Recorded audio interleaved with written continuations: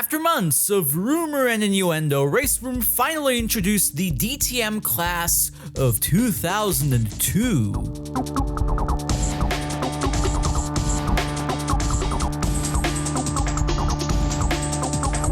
This means that the Mercedes CLK, the Audi TTR, and the Opel Astra are now part of this revitalized racing sim. As such, many YouTubers, websites, and blogs have been ecstatic, ready to turn back time. But amongst all the hype, I find there is a tale that has been a bit lost.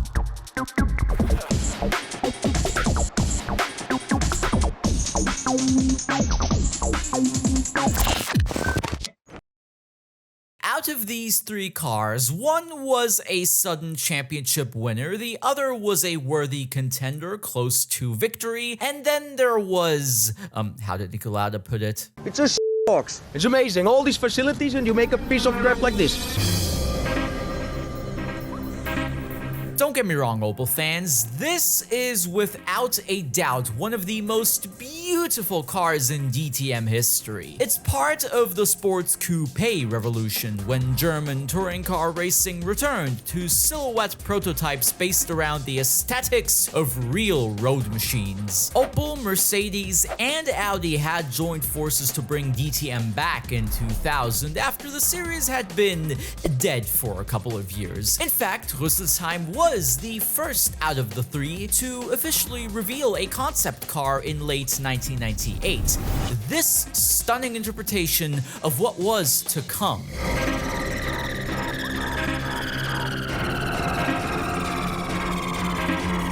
For about a season, Opel was pretty much where they were supposed to be, right at the top of the mountain, racing Mercedes week after week for Germany's touring car pole position, where the iconic silver arrows were to field Bernd Schneider, Klaus Ludwig, Pedro Lamy, or Peter Dumbreck. Opel's lineup included reigning ITC champion Manuel Reuter, Uwe Alzen, smoking Joe Winkelhock, future television legend Christian Menzel, or a very young Timo Scheider, whose name seemed to confuse even the most forthright of TV directors. Admittedly, Reuter lost out in a direct duel with Bernd Schneider, while Opel was able to clinch 7 victories that season. Mildly disappointing, yet a good basis to start building for the future. So if nothing else, 2001 should see Reuter, Scheider, and the rest of the gang catching up and taking over the series. The fitting catchphrase for this project? Catch the stars. Well, personally, I wouldn't call 0 wins or P9 in the Drivers' Championship a rousing success. To stay in the realm of George Lucas' fantasy universe, they came, saw, and got hand soloed. I bet you have. In fact, they'd performed so poorly that even Audi's Privateer project managed to sneak past in the championship standings. Somewhere along the way, things loosened up and finally came apart. Just like my mental health. 2002 wasn't the step they had imagined either. From championship contender to third wheel in a series consisting of 3 manufacturers. Incredible. Audi was to topple both their outfit and Mercedes to clinch the driver's title with Laurent Aiello. However, in the midst of Opel's DTM slump, they decided to work on what I can only describe as another mammoth task.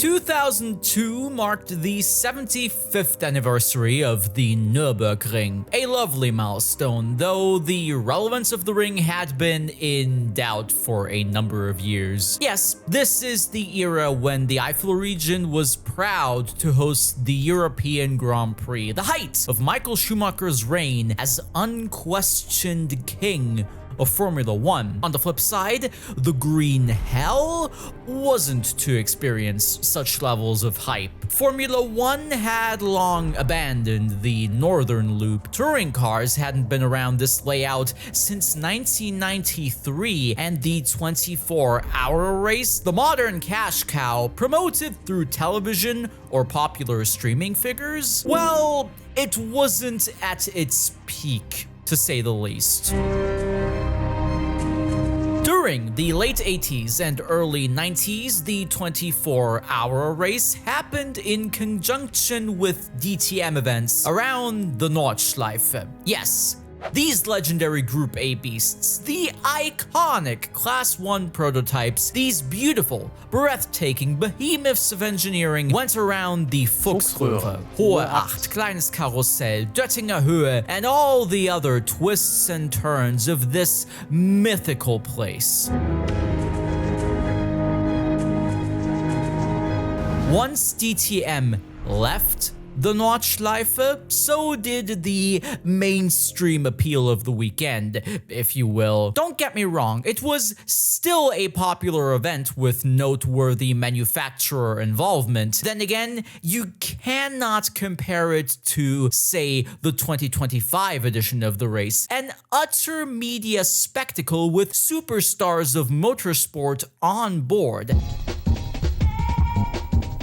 Back then, especially in the late 1990s, it was built around adventurous amateurs or Nordschleife experts like beloved Nürburgring legend Sabine Schmitz.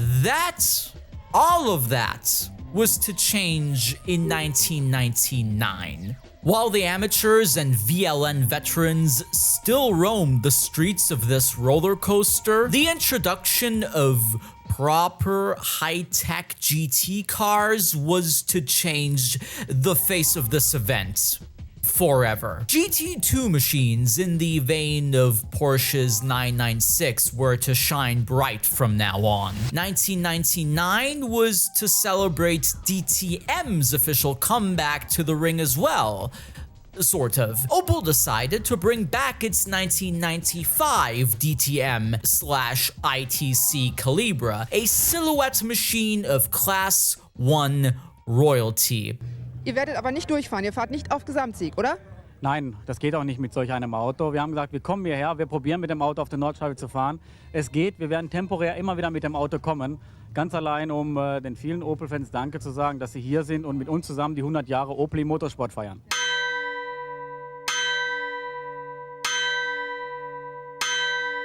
4 years must have given Opel sport boss Volker Stritzek quite a bit of time to think.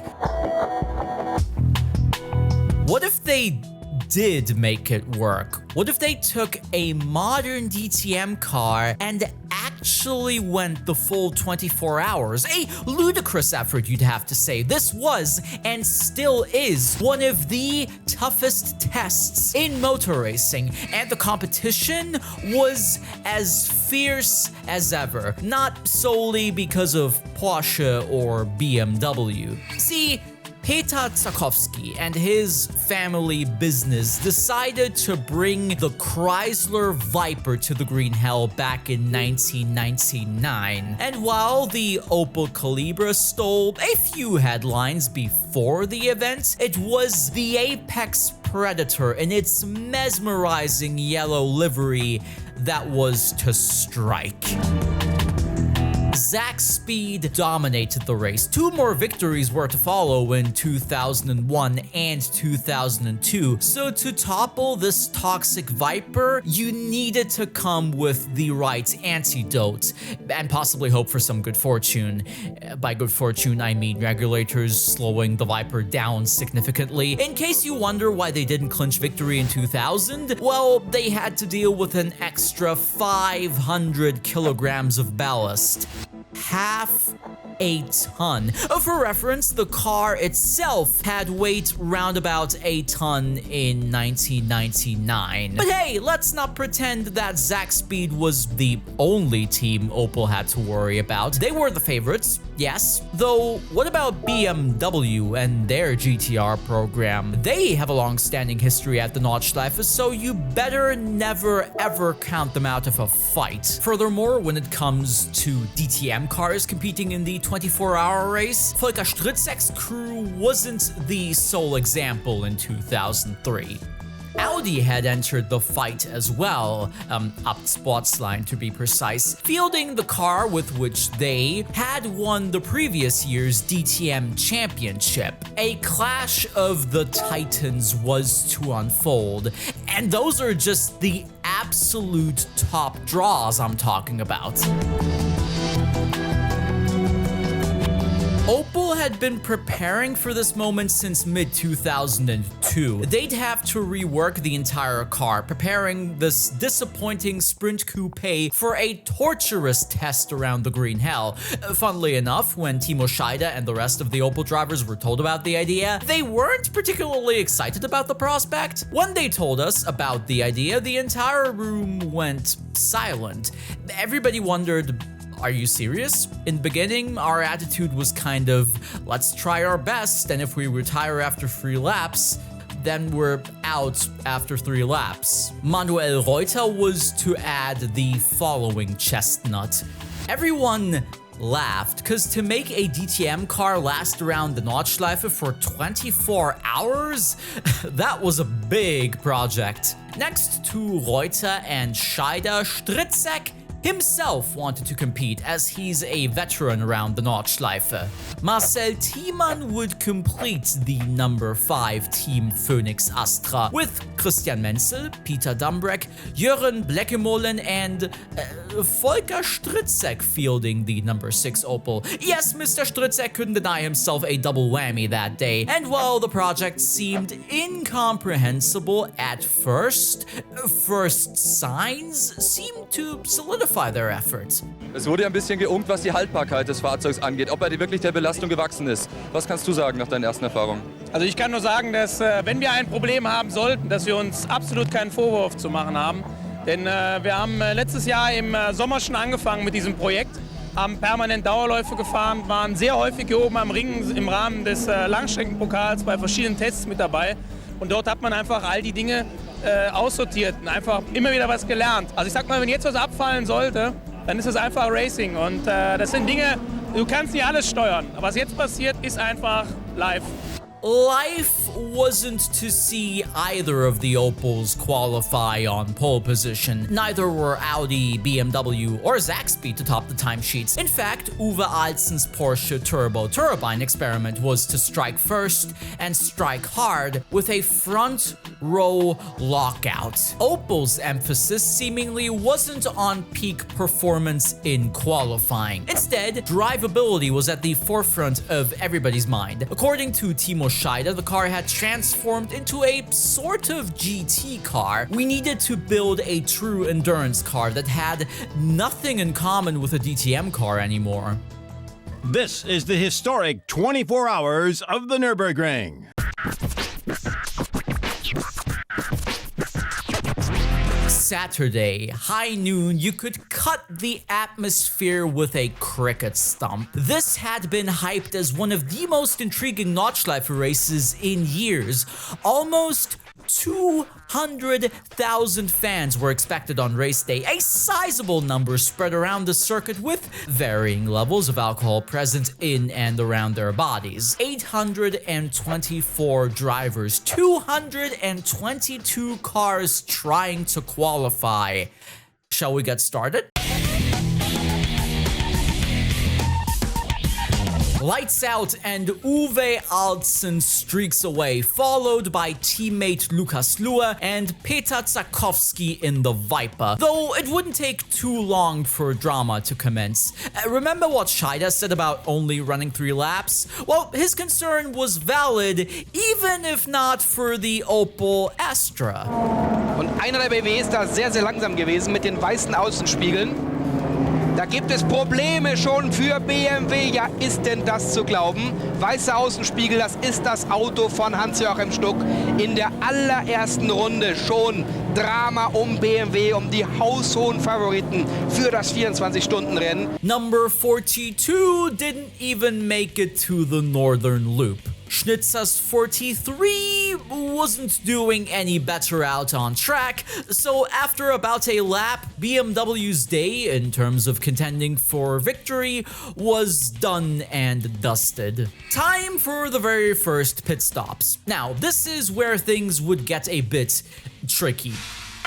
Usually, you'd expect the Viper to perform well, not needing to stop as much as some other competitors. As you can imagine, the more pit stops you can save throughout a 24-hour race, the better. And as you can imagine as well, Zakspeed would not have been too pleased about their fuel tank being shrunk by 30 liters ahead of the event. Another one of the organizers' attempts to rein them in just a little. You can find an in-depth video about the whole Zakspeed Viper saga over on B Sports channel, but to cut it short, after Zakspeed's pitch for a removable fuel tank was rejected and the size of their tank was reduced, they came up with quite a clever trick to avoid said knockdown. See, the rule manifesting the size of their fuel tank was specified for a Chrysler Viper, as the car would have been called in Europe for most of the years they'd been running it. So, what if we scratch the Chrysler name and replace it with,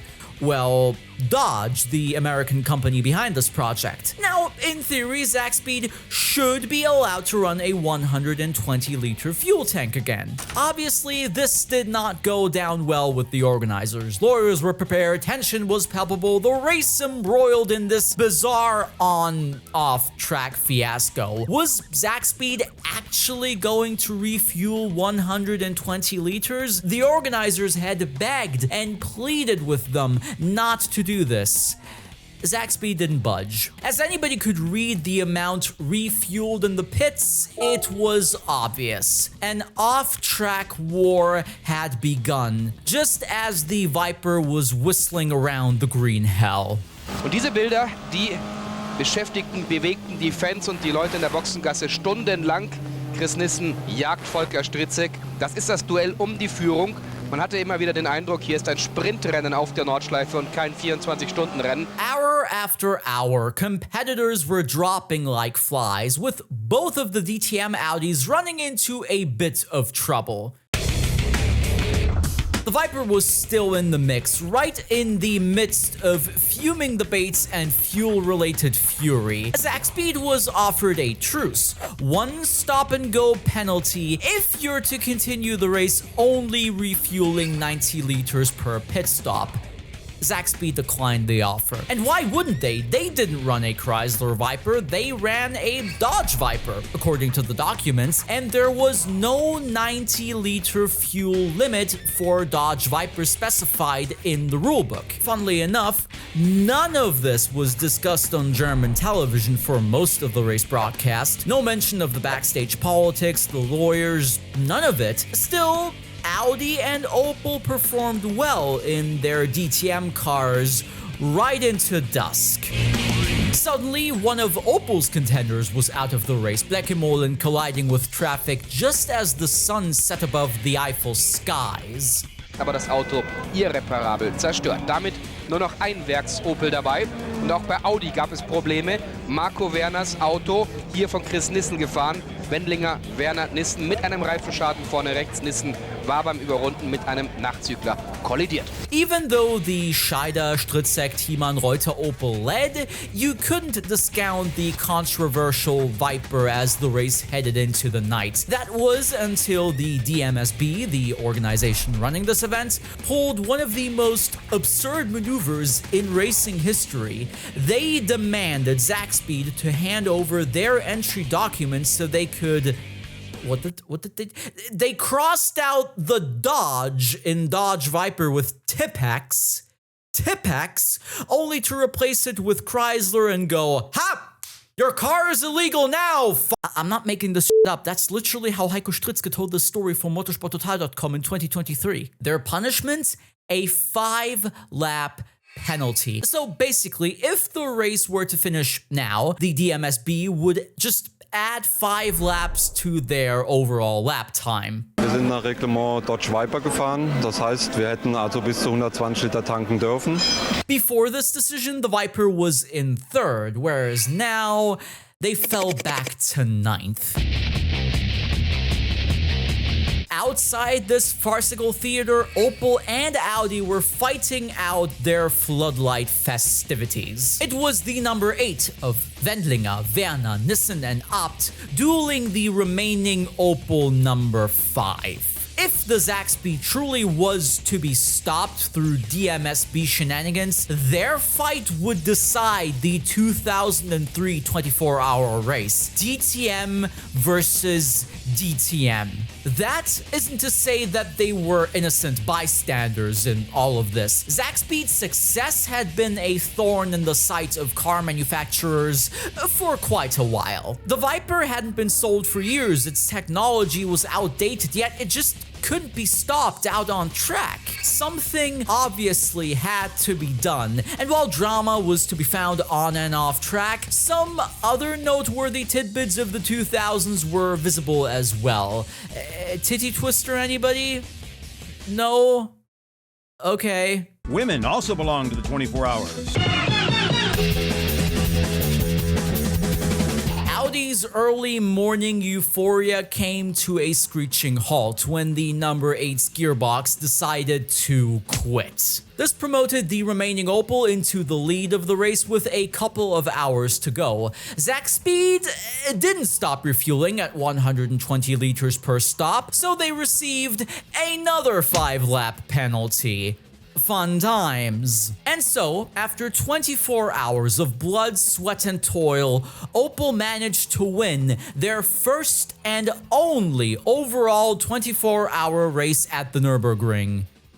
Or did they? When it was all said and done, the number 5 Opel Astra finished 143 laps. Very impressive considering they outclassed both Audis and both BMWs in terms of reliability. For comparison, the stricken Viper with all its ballast and BS finished 144 laps. So, if it wasn't for the penalties, they'd have finished ahead of the Opel Astra that year. Zakspeed was to appeal their punishment. Seeing as that did not work on a national level and the team was now disqualified from the event, their lawyer announced the next step, bringing in the high FIA courts in Paris. This is the part of the story that could have ended in catastrophe, annulling the entire event's results as a whole with more lawsuits and courtroom fights. But Zakspeed stopped right at the gates. For the sake of the sport, as it was stated, Opel's victory would stand. As glorious of an achievement as this should have been for Opel, there's a bitter taste regarding this mess. Politically, they contributed to a questionable atmosphere that tainted the entire event. And in terms of DTM, they would never ever win another race in that series ever again, leaving the championship after 2005. So if anything, even their lost hurrah in the world of racing was, for lack of a better word, as uninspired as most Opel automotives. Sorry.